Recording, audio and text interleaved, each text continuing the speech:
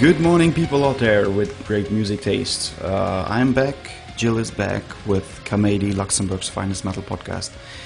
And today is an uncovering day because we are going to uncover a British heavy metal band that is pretty important to me, maybe the biggest influence in my life in terms of guitar playing, because I'm a guitar player and I like to adapt to certain ways of playing of the greatest out there, and this is definitely one of the greatest guitarists in my opinion, and I'm talking about the British metal band SYLOSIS. And I adore this band, and I will probably bore you out with all the nerdy things that you need to know about SYLOSIS.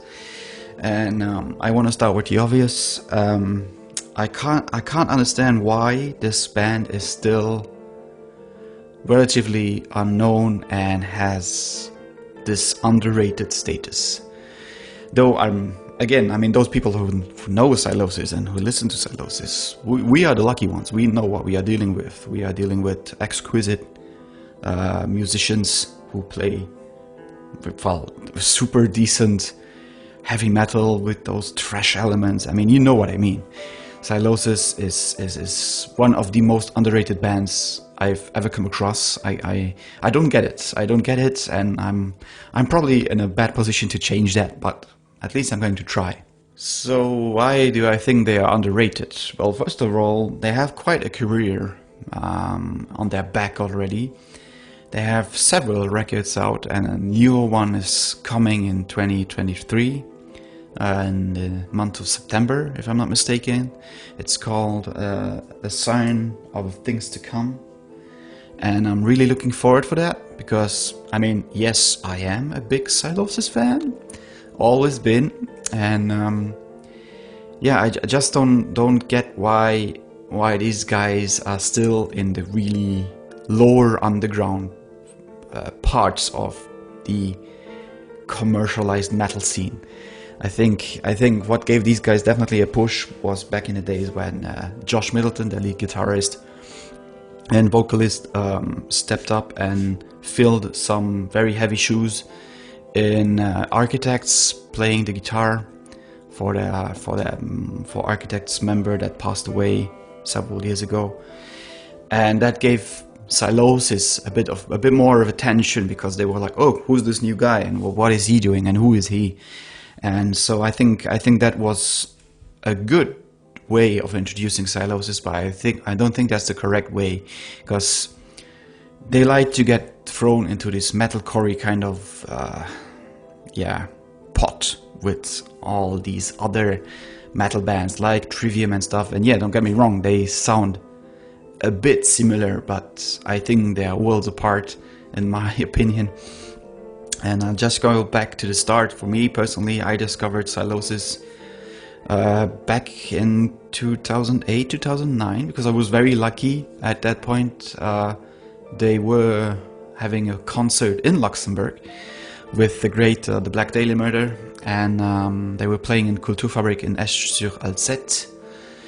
And I didn't know these fellas, and they were basically touring with their material from Conclusion of an Age. And yeah, I got basically blown away by this opening band, which I didn't know. And I just remembered one thing, and that was like my kind of view on how to rate opening bands. Very, very often, especially here, you don't get the sound right, but that was really the thing that got me. They really had the perfect sound.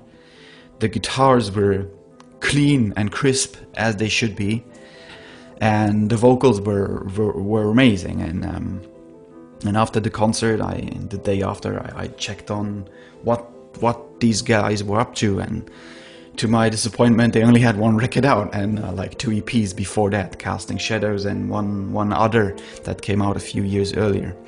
So and there my wait for new SYLOSIS material began, because I was basically inhaling Conclusion of an Age like from start to finish, and it remains one of my favorite records, not only from them but in this particular time and age, meaning the 2000s were, or mid 2000s were dominated by a lot of metalcore and deathcore kind of things that came up, and this was that record that still did some thrash oriented metal without any of these things. It was basically, it was clean, it was melodic as hell, and it just ripped everything apart, as well as being kind of mellow and emotional, because they were very like most of their songs had this melodical, emotional parts in it, woven into it. And so yeah, I inhale Conclusion of an Age nearly on a daily basis several times, and after that I had nothing else to look for, because there was nothing out at the point. But then the news came that the vocalist back in the days, he was quitting the band, and there was no certainty on what was going to happen now with this band, and that was kind of a bummer for me, because I mean, I like to discover new bands and get hooked and have this, have this feeling that, oh, I'm one of the very few that know these people and that know their music and that can enjoy their music. And now already they are struggling with this particular this issue with the vocalist. And so what are they going to do? Will this be the end already? And luckily for all of us out there, our SYLOSIS family out there, Josh Middleton, the lead guitarist, he didn't want to let the project die, because I mean, he was in the band from the start anyway, and he said, I'm going to do it, and I'm going to do it better than before. And they worked on their follow-up record, The Edge of the Earth, probably their, I wouldn't say their breakthrough, because again, I mean, they are still underrated. I really hope that will change over the years, and again with the Architects kind of history, that will definitely have some influence onto others. But Edge of the Earth was and is my favorite record of SYLOSIS. We did an episode not too long ago where we talked about records that we would bring on a deserted island, and I had no doubts that this record would be a part of it. I would definitely leave others that are maybe more important to metal music or to metal history.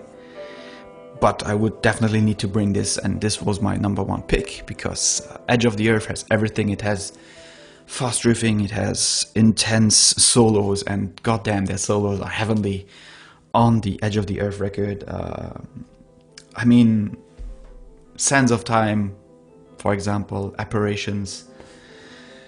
And yeah, from the Edge of the Earth, this song that really touched me in a very emotional way, their ending song, I don't know, it really gets to me. I can listen to this song for several times, and it always remains similar in the feeling. I don't get bored, There is, and that's a very powerful thing, if we can create music in that way that people still can listen to it, like after I don't know how many listens. 1,000 is not enough, trust me. So yeah, and the vocals were great. The lyrical theme was great. Josh nailed the vocals, even though one could still sense that he was a bit unsure. I mean, he definitely nailed the whole thing, but he was not yet there on his level that he needed to be. And a few years after Edge of the Earth, there was a Monolith that came out, and Monolith is way darker. I think it came out in 2012 via Nuclear Blast Records, and that was way darker than Edge of the Earth. It had this really, I wouldn't say doomy, but almost doomy kind of feeling. And again, the songs, structural wise and lyrical wise and instrumental wise, were very, very similar to Edge of the Earth, but it was way darker. Some songs were stretched out even longer. Some were really intense in terms of Well, I mean, I had a chat not too long ago with a friend of mine, and he said Monolith is like the slowest record in terms of it takes a while to get used to it, and it takes a while to understand the songs because they are so dragging and doomy. But the thing is, if you get them, whatever this point that will be now or after several listens, they will unfold into this. Wow, this is really a concept record, and it is definitely better in production than Edge of the Earth. And Josh was again pushing forward with his vocal range, and with this record you can definitely tell that he felt comfortable enough with his voice on the record, and that was that was Monolith back in 2012, and then after that there was Dormant Heart came out. I think it was 2014 or 15, not really sure again. No, I think it was 2014. Oh no, sorry, it was 2015. They announced it in 2014 and it came out in 2015.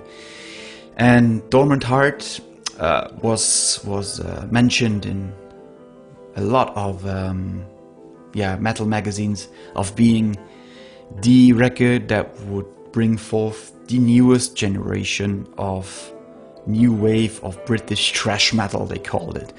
And yeah, I wouldn't disagree with that, because Dormant Heart again is a bit more thrashier, less corey than Monolith or Edge of the Earth, but it really stuck to the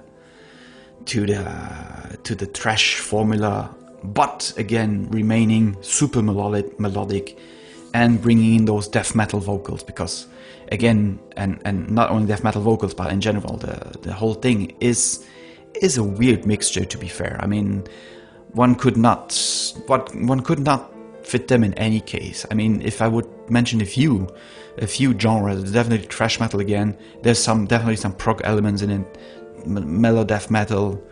Earlier days, more like metalcore kind of, but not really. So. And I think Dormant Heart was, in their terms, was a return to the thrashiness, and what I really enjoyed on that record, that was a particular song on the record that had a bit of more of a slower, mellow vibe, like Quiescent was the song, and remains one of my favorite songs of the record, as well as Servitude, which is like really powerful and like really pushing I mean, not dancing, but step up song, you know, like really boom. It takes a while and then it just explodes into this madness, and I really dig it. And another fun fact, until that record, because Dormant Heart was the last record before their, so to speak, hiatus, where they just went on a pause because Josh was busy elsewhere. He was busy in Architects. He wanted to focus on Architects, and I mean, we SYLOSIS fans, we were pretty unsure. Okay, is this again like the so to speak end that we don't want to see? But it is definitely coming. But until that particular point, those fellows all played in standard E tuning on guitars, something that not many people, modern age bands were doing anymore. They were all drop tuning and going down, like, I don't know, D tuning, drop C, and the usual metalcore kind of tunings. But these fellas remained true to the origins and stuck to the traditional tuning. And fun fact for me, I mean, for a long time, very long time, I've been thinking about one day I'm going to buy a signature model in terms of a guitar. And yeah, Kirk Hammett is a great guitarist, but is he though? You know, he definitely has his moments, and there are others out there, John Petrucci, but would I buy a signature model? Not really. And so, I mean, there's a reason why in my back I have an ESP LTD, JM2 hanging there, Josh Middleton's signature guitar. That was a pretty obvious choice for me when they announced it. I was like, this band has done so much for me in terms of development, personal approach to how to listen to music, and the way of creating music. And I don't know, it was a pretty obvious choice for me that it had to be this guitar. Just saying that how much of a fan I am and how much I really appreciate what they are doing. So back again to Dominant Heart. So Dominant Heart, after that there was this 5-year, we have no clue what's going on. And they were actually working on a record in 2019 called Cycle of Suffering. That again pushed the breakthrough a bit more because of their infamous single I Sever that came out in 2020. Okay, 2020, as we all know, was a horrible year, and it was probably not the best year to release a record. Sorry, but they released it, like maybe a month before shit broke loose worldwide. So it was not easy promoting the record, and but then again, I mean, us fans, we knew what we had to do, and Cycle of Suffering was a different approach to SYLOSIS, and I think marks the point in time where SYLOSIS definitely, I wouldn't say break their pattern, but where they started to change certain things, making a bit more modern. One could hear a bit more of the architect's influence that Josh obviously brought over. Is it a bad thing? I mean, personally for me, I don't mind it. There are others out there that have been saying that since Cycle of Suffering, the trashiness, the originality went missing. And honestly, yes, I thought the same thing after first listen. I noticed that they started also changing like guitar tuning. Then they went down to a D standard. I mean, is it a bad thing? Definitely not, because still the songs slap seriously. And I mean, I Sever, Shield, for example. And then again, my favorite number, I'm a mellow guy, so the last song of the record, Abandon, is so damn personal. I mean, it is so emotional. Is it a ballad? Maybe yes, maybe no. It is definitely slower than anything on the record. And I think Cycle of Suffering definitely pushed these guys in a different direction, and they are going to stick with that over the next records, which we already know, because after Cycle of Suffering there were a few singles that came out, Immovable Stone, for example, or Heavy is the Crown. That was again a big forward for them in terms of that people were noticing them a bit more, because a lot more reactions were done towards this video, and Josh was a bit more active in certain like YouTubers in terms of like being a guest or whatever. So again, I think that pushed their status a bit more, and I really hope that this will continue. Now, that was Heavy is the Crown was the last single that came out before we all just heard out of the blue, as they like to do it, that there was a new record coming out. So they released Deadwood a few months ago, and Deadwood was an amazing single, is an amazing single, definitely has the Cycle of Suffering vibe.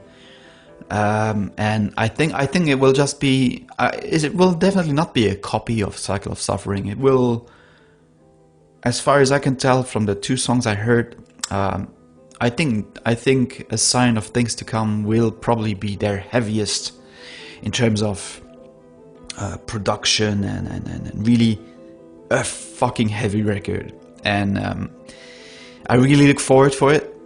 So again, if you guys out there are as much as a SYLOSIS fan as I am, because I mean, I've been going on for 20 minutes now, and I could explain you the whole story in detail, but trust me, we would be here for hours and hours. Do you want that? Not really. Do I want that? Or do I need it? No, I know my people. I know my guys out there. So I just trust you people out there that you should definitely give SYLOSIS a listen to, and listen to their early things, listen to their newer things, and just, yeah, decide for yourself what you like. But I think it's definitely one of the bands that you cannot skip. If you're a metalhead out there, SYLOSIS is a band that you need to listen to. If you get it or not, but trust me, you will not be disappointed. And with that said, I'm going to leave you guys for today. Thank you very much for listening out there. And yeah, see you, hear you very soon. Cheers!